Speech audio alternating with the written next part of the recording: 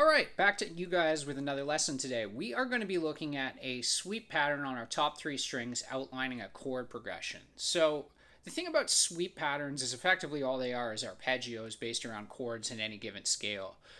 In this case, what we're going to be doing is we're outlining three chords. We're outlining a G major, a B minor, and then a D major. And so to outline them, we're going to be doing this. I'll play the lick, then we'll break it down. Here we go.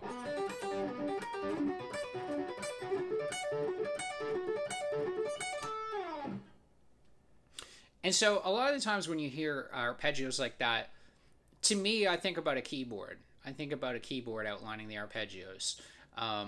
You can use these as compositional techniques, or you can use them as shredding techniques. If you're using it as a shredding technique, what you want to do is look at the chords that you're playing to and then outline the respective arpeggios to accompany them. So the first one that we've got a G major arpeggio. This is a group of 6 notes. As usual, when we're talking about groups of 6, you can break it into groups of 3 if that's easier for you. So the lick goes like this. It's the 4th fret with your 2nd finger on the G, then the 3rd fret on the B string with your 1st finger, and then the 3rd fret on the high E string with your 1st finger. Now, because it's a sweep pattern, we're doing 3 downstrokes. We're going down, down, down, down, down, down. Look at my right hand. Down, down, down, down, down, down, down, down, down. As you're playing these, you want to make sure that you're moving your left hand off of the respective notes so that they just ring out for a quick second. Then what we're going to do is we're going to do an upstroke on the 7th fret, and then we're going to pull off to 3, and then we're going to do a second upstroke on the 3rd fret of the B string. So we go. So down, down, down, up, pull off, up. 1, 2, 3, 4, 5, 6.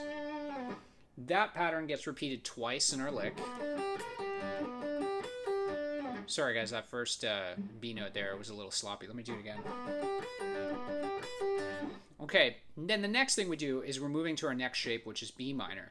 This is a little bit more difficult if you're not familiar with the minor shape because we need to roll this first finger.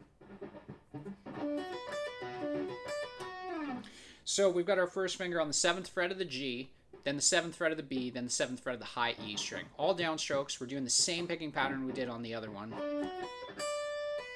And we're doing 10 pull off to 7, then coming back to 7 with an upstroke. This roll thing is really, really challenging to get. I would recommend practicing that quite a bit.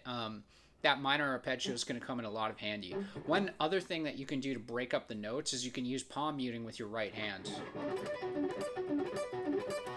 A lot of times when you hear Yngwie play, he's actually using a very slight amount of palm muting. And people like Becker too. Okay, so we do that twice. We have 1 bar of music. We got this. The last one, we're outlining D, which is the same as the first shape. We're going to be on 11 of the G string, then 10 of the B, then 10 of the high E. We're going to go 14 pull off to 10 on the high E. That pattern we're going to do 4 times to fill up a bar. So the whole shape, the whole lick rather, is this.